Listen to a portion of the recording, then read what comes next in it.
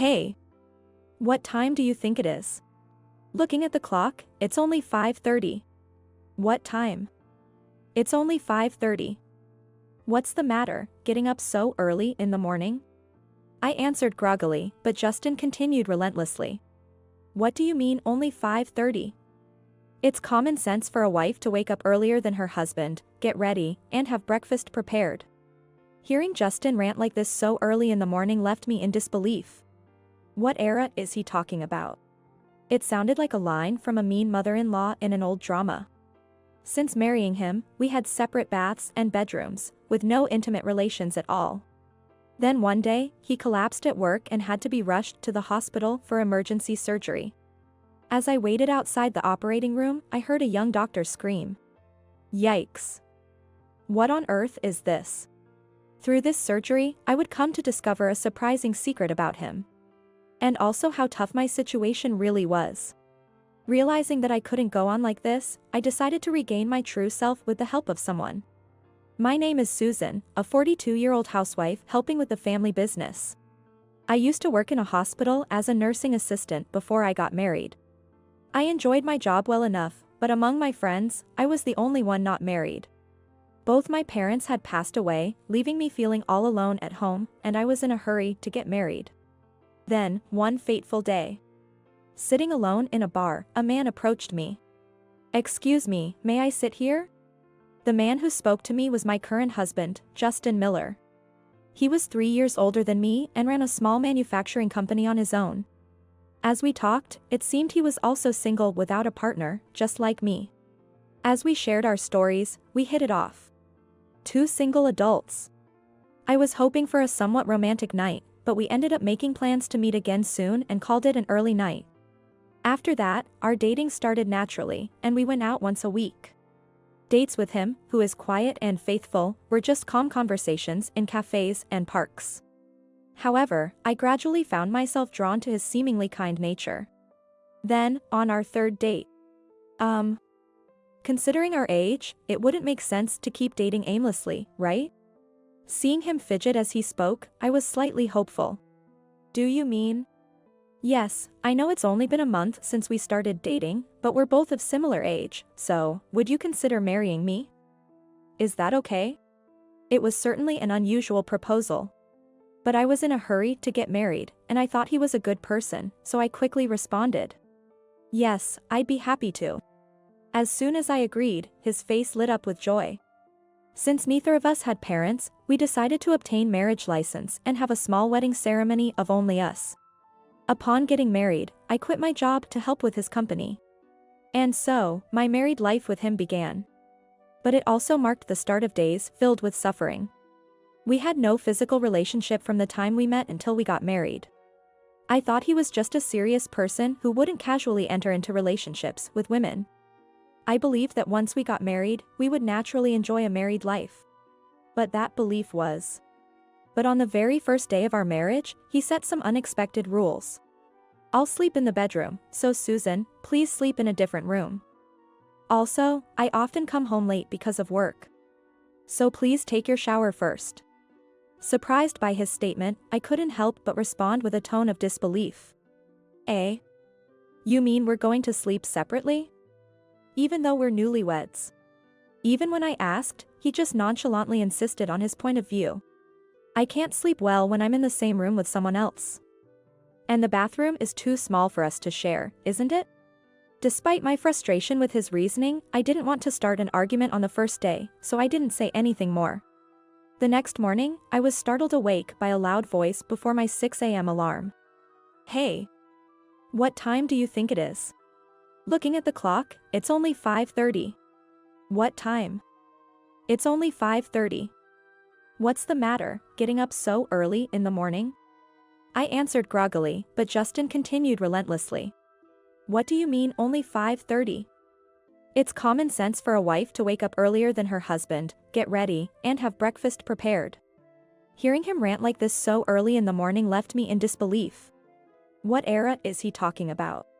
It sounded like a line from a mean mother-in-law in an old drama. I thought so, but when I looked at his face, I saw a fierceness I had never seen before.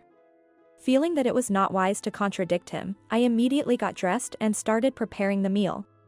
Although it might seem obvious, we still eat meals together even if we use separate bedrooms.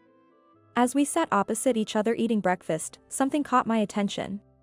It's already July, yet he is wearing a long-sleeved sweater. Thinking that I might have to prepare summer clothes for him, I asked Justin. I'm sorry for only having a sweater available at this time of year. I'm supposed to prepare summer clothes for you, right?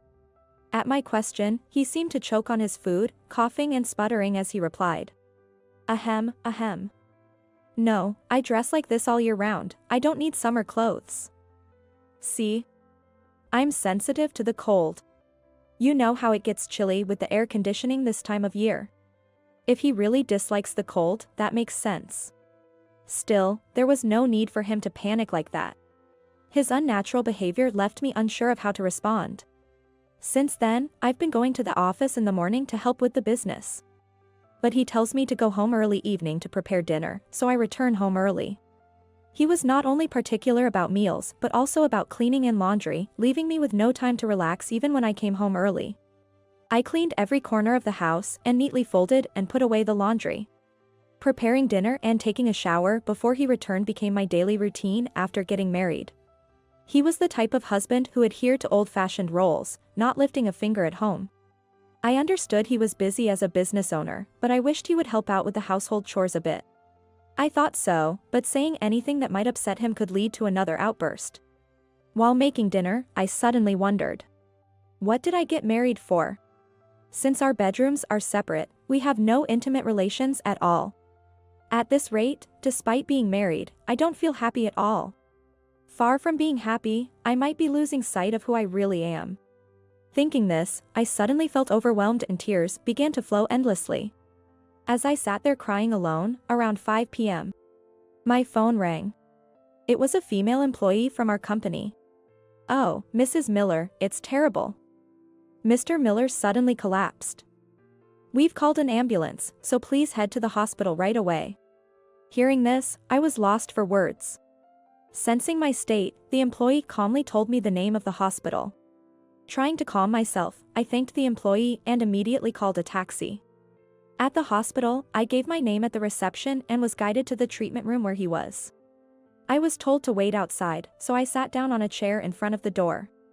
The door to the treatment room opened, and out came Dr. Nathan Taylor, a veteran doctor about the same age as Justin. I stood up and approached Dr. Taylor. Excuse me, I'm the wife of Justin Miller. How is my husband's condition? Are you his wife? Your husband's life is not in danger, but he needs to be admitted to the hospital immediately for surgery. Eh? Is that so? Then, please take good care of him. After greeting Dr. Taylor, I didn't see Justin but just completed the paperwork for his admission and surgery before heading home. Normally, I would have stayed by his side. Dr. Taylor and the nurses might have thought I was a cold wife, but since Justin and I weren't close, I couldn't bring myself to stay with him. Then, on the day of the surgery, I didn't see Justin before the surgery. I arrived at the hospital around the time it was supposed to start. While waiting outside, I heard a young man scream from the operating room. Ah. Yikes. What on earth is this? What are you saying as the doctor? I wondered if the one screaming was an assistant doctor. The young doctor seemed scared, and the lead surgeon was trying to calm him down. Still, the young doctor responded with a voice that seemed about to tremble. But, I've never seen such an incredible tattoo before. What should we do? Calm down. It won't interfere with the surgery. I wondered what all the fuss was about. The voices were loud enough to be heard outside the operating room. They mentioned something about a tattoo. The assistant might seem unreliable, but the lead surgeon seemed competent, so I waited for the surgery to end with peace of mind. A few hours later, the surgery ended, and 2 doctors came out. One was the young doctor, Dr. Thompson, who had screamed earlier, looking as if he had seen something unpleasant. The other was the lead surgeon, Dr. Taylor, whom I had met before. Dr. Taylor looked at Dr. Thompson with a somewhat disdainful expression. Dr. Thompson seemed like a well-off young man who was unaccustomed to hardship. I stood up and looked at Dr. Taylor. Beside him, Dr. Thompson apologized to me with a look of regret. I'm sorry about your husband's tattoo on his back. Hey. Stop that. I didn't quite understand what the two were talking about. Dr. Thompson's words especially caught my attention. Excuse me. You've been mentioning the tattoo. What's that about? Both doctors looked surprised at my question. Ma'am. It's about that large demon tattoo on your husband's back. It covers his entire back, doesn't it? I was taken aback by Dr. Thompson's unexpected response. So, that's why Justin kept the bath and bedroom separate. Dr. Taylor maintained a calm demeanor. I apologize for the disturbance. The surgery went smoothly. Your husband is fine now. Can I talk to him now? Yes, you'll be able to see him shortly. After waiting for a while, I was led to the treatment room. Justin, there, who had woken up from the anesthesia and was wearing a hospital gown, lay down. Noticing me, he looked uncomfortable. I didn't want you to see that, Susan. Why are you here when I didn't call for you? Faced with his brusque attitude, I couldn't even say, how are you feeling? Justin seemed to think it was a problem that his tattoo was discovered.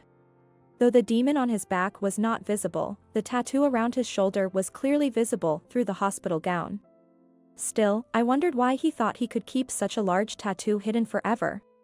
Although I was curious, considering it was after his surgery, I decided the conversation could wait and didn't ask anything about it.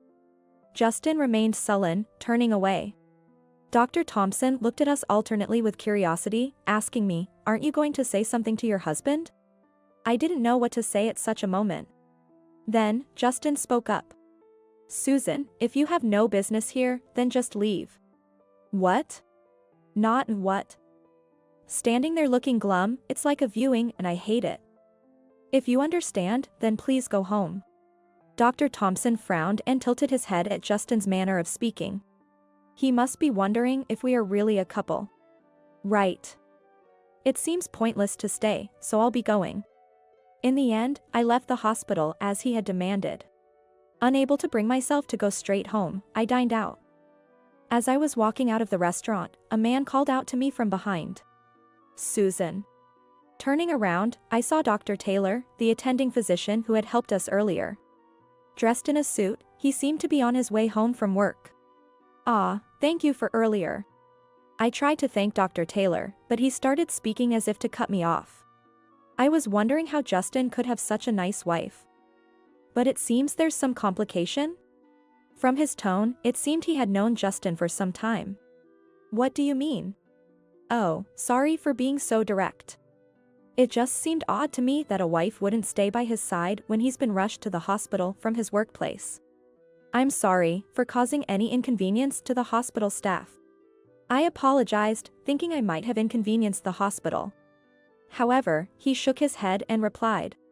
No, that's not what I meant. It's just that you seemed unaware of his tattoo.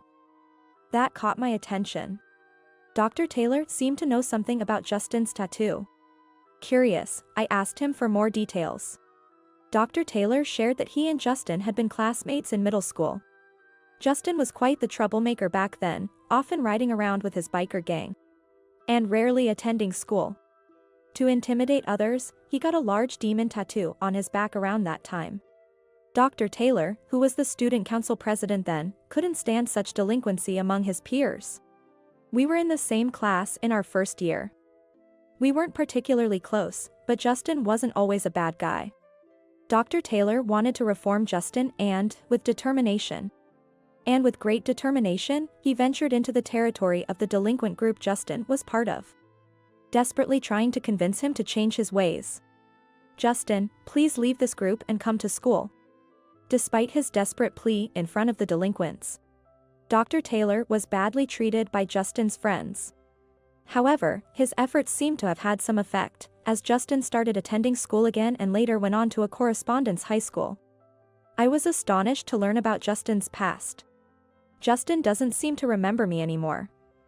But I'm glad he reformed and started working seriously. However, it seems your marriage to him isn't straightforward. It seems even to others that my relationship with Justin isn't normal. Thinking about it makes me feel embarrassed and disheartened. It's truly embarrassing. To think our unnatural relationship is so apparent. He gently shook his head again. No, it's not you who's unnatural. It seems Justin is the one neglecting you for some reason. Reflecting on his words, I began to feel the same. Somehow, I found I could talk to Dr. Taylor about anything. Perhaps as a doctor, he's accustomed to offering support to patients' families in times like these. I felt a mix of gratitude and guilt for burdening him with my troubles. I'm sorry, Dr. Taylor, for troubling you with such personal matters concerning a patient's family. No, I'm not speaking to you as a doctor right now, but as an individual. Back in the day, I couldn't stand his delinquency and confronted him about it, but now, for a different reason, I find myself unable to forgive him again. At that moment, I couldn't grasp the full meaning of his words. A different reason?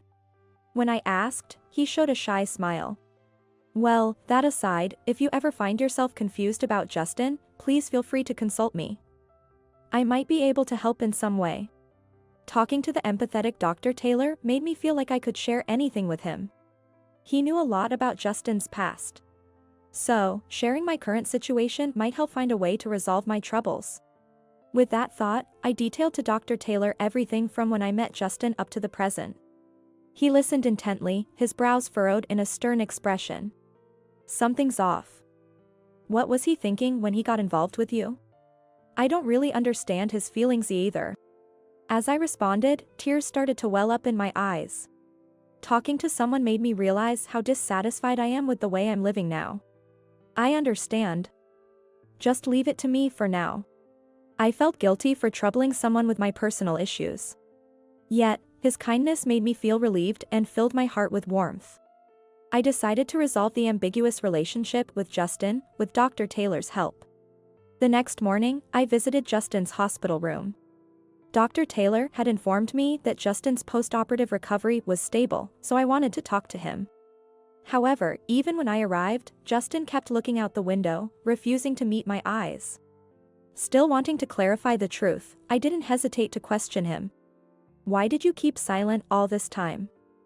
With such a large tattoo, it was bound to be discovered eventually. Or did you plan to keep it hidden without maintaining a marital relationship? Justin remained silent at my question. Then, he muttered softly. I thought you would run away again. Again. What do you mean? As I pressed for an answer, he began to talk about his past relationships.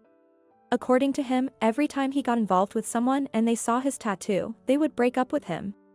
Justin, who appeared to be a diligent young man, had a large demon tattoo on his back that no one would suspect. The menacing demon on his back makes it seem like he's involved in some dangerous organization. Your misdeeds were only until middle school, right? Why didn't you remove the tattoo when you reformed? When I pressed further, he glared at me with a sharp look and yelled. I just couldn't bring myself to erase this tattoo. Why not? I wanted to know the truth about him, but he didn't seem willing to answer. Instead, he questioned me. More importantly, how do you know about my middle school days? I don't recall telling you anything. I heard it from someone who was the student council president during your middle school. Nathan? He seemed to remember Nathan. But why had he remained silent about their reunion? Despite knowing Nathan had tried so hard to reform him? Why didn't you say a word of thanks to Dr. Taylor? He remembers you clearly. And it's thanks to him that you were able to reform and become who you are today, isn't it? At my question, he tilted his head. You're misunderstanding something. The reason I straightened up was because a friend of mine died in a motorcycle accident. I decided to quit biking and live a proper life for his sake. This tattoo is like a memento from him, we got it together. The truth about the tattoo was revealed. Yet, I still felt somewhat unsatisfied with his explanation. Why? Dr. Taylor even tried to reform you, facing resistance from your friends, and yet you talk as if it doesn't matter. That's terrible. Shut up. Why do you keep taking his side? What, do you like him or something? He pressed me, but I felt no guilt. After all, there's no reason for Justin to be jealous in our current marital situation. I decided it was time to clarify things and asked him. What about you? Don't you love me? What was the purpose of our marriage? Eh? Well, Justin seemed to struggle for an answer. I stared at him, determined not to leave until I got a clear response. What's it going to be? Be clear. Well, the thing is, after losing my parents in the last 2 to 3 years, there was no one to do the household chores. So, I thought I needed a wife to manage. What? Is that all? Learning the true reason behind our marriage shocked me. Not wanting to discuss it further, I left the hospital room. Dr. Taylor was standing at the exit. He guided me to the lobby, careful not to let our conversation reach Justin. As I thought, shall we proceed with the plan? Yes. I decided to act on the contingency plan he had suggested, considering the worst-case scenario. 2 weeks passed. Today was Justin's discharge day. Since that day, I hadn't visited his room even once and didn't go to the hospital to pick him up. I had been busy at the company these 2 weeks. During his hospitalization, I acted as the company's president, handling various procedures. He needed to rest at home for a while after his discharge. So, I prepared a day's meals in the morning before leaving for work until evening. Since his hospitalization, we had grown even more distant. Seeing each other less meant fewer arguments. However, it was better not to see him for the work I was about to do. A month after his discharge, when his health had improved significantly, he visited the company. Upon entering, he was shocked by the drastically changed interior. I quietly observed from the back office. What the hell? Even the manufacturing equipment and employees' desks are gone. Hearing his astonished voice, the employees approached him. Mr. Miller, thank you for everything. What do you mean? Confused, Justin looked around. The employees exchanged glances. Probably unsure who should explain. Actually, our company has been absorbed by Taylor Industries, located in the same area. Starting tomorrow, we will be re-employed there. What? I wasn't informed about this. His voice echoed through the office, shocked by the merger news. Thinking it was about time, I stepped forward. Oh. Sorry, Justin. The decision was made suddenly, so I was late in informing you. What? A merger like that should be discussed first with me, the president. Justin was furious, his face red with anger. That's true, but we've run into a bit of trouble, I said, showing Justin a photograph. It was taken by a male employee who had recently left the company. The photo showed Justin sneakily changing clothes in the men's locker room. The photo clearly captured the large demon tattoo on his back. The man believed that the company's president might be involved in some bad organization, and after discussing it with other employees, he left the company. Now, all the employees here harbor a sense of distrust towards Justin. It's not just about the tattoo, there are other reasons too. In fact, after we got married, he started dumping all the troublesome company procedures on me. He would sneak out during work to go gambling at casino and horse races. There had been sightings by the neighbors, so this was known for some time. The photo taken by the former employee in the locker room was taken when Justin was changing clothes to sneak out while no one was around. By chance, he was late for personal reasons and managed to take the evidence photo. When the other employees learned everything, they started to express their desire to leave, but that's when I informed everyone about the merger. One of the employees said to Justin, Mr. Miller, we thought we couldn't continue under someone like you. Dumping all your work on your wife and doing as you please. And then there's the flashy tattoo on your back, which surely questions the dignity of a company's president, doesn't it? All the employees nodded in agreement. Justin, looking troubled, muttered softly. That has nothing to do with this tattoo. Ah. More importantly, a person who can't even cherish one wife has no right to lead many people. Dr. Taylor interjected as he walked in. Nathan. Why are you even here? This has nothing to do with you. No, it has everything to do with me. I was the one who suggested our company absorb this one. What? Indeed, the company that was merging with us, Taylor Industries, was run by his brother. In other words, it was his family business. He had been sincerely looking out for me, believing I shouldn't stay with Justin any longer. Justin was failing not just as a husband but also as a president. That's why I had been burdened with troubles both personally and professionally. He had considered this in devising the current strategy. Now, Justin, due to his own negligence both at home and work, found himself completely isolated. Realizing he could lose everything, Justin began to grovel to Dr. Taylor. If it's not too much to ask, could I possibly join the company as well? Out of the blue, he was asking for employment. Everyone around looked at Justin with dismay. Dr. Taylor sighed, and placed his hand on Justin's shoulder. If that were the case, it would defeat the purpose of everyone here leaving this company. Besides, it's better for Susan to be freed from you sooner. Hearing this from Nathan, Justin quickly turned to me and pressed. Susan. Do you want to leave me? How am I supposed to live without you? His pleading look made me respond with disdain. I can't continue a superficial marriage like this. I'm not your mother or a maid. You need to be alone for once and learn to take care of yourself. As I firmly stated this, he was left speechless. I was ready to deliver the final blow to Justin, who became silent. Also, I've decided to rejoin the workforce as a nursing assistant at the hospital on Dr. Taylor's recommendation. I can make a living on my own income now. So, let's get a divorce. At my words, he began to panic. Divorce? Wait. Even if you're okay, I can't live on my own without a job. So? Justin. Just give it up. You, always thinking of yourself and never considering others' feelings. Such a person should be alone and cool his head. Dr. Taylor scolded him with a loud shout. He trembled and couldn't say anything back. And so, I left Justin and moved out.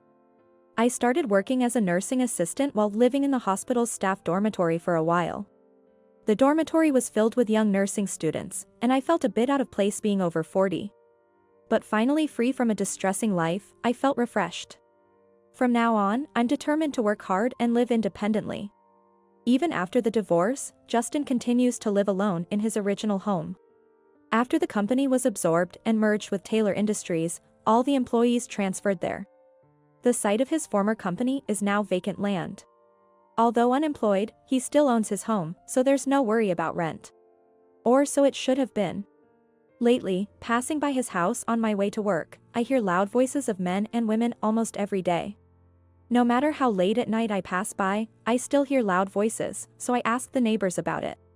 According to the neighbors, he is now living with a woman.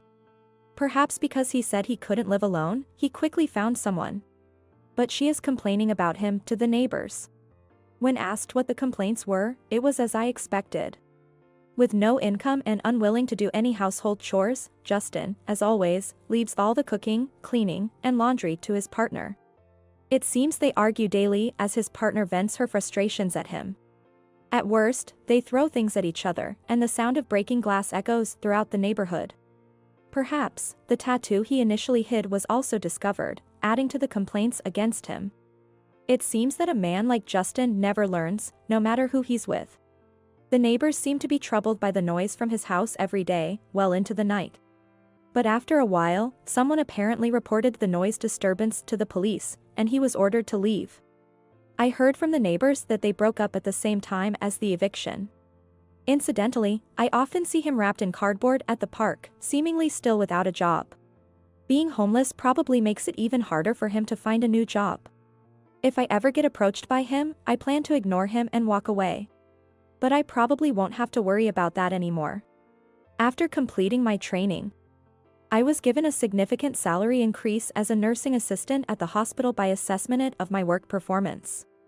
Thanks to my over 20 years of experience being considered, I moved to an apartment suitable for living alone and bought a car, considering the night shifts. Now that I'll be commuting by car, it's unlikely I'll unexpectedly run into the homeless Justin, unless something extraordinary happens. I often see Dr. Taylor at work. Thanks to him, I've become more positive about life. Now, I feel like I've completely regained my original self. Interestingly, he has also been through a divorce and seems to be single now. There's a lot of whispering among the staff that Dr. Taylor and Susan might remarry. But I'm content with my life as it is now, so I'm not really thinking about marriage again. Dr. Taylor, who enjoys his freedom, probably feels the same way. Dr. Taylor and I, being so similar. I don't think we'll ever date, but I hope to continue seeing each other at work and remain good friends. Finding a friend with whom you can talk about anything at this age is rare.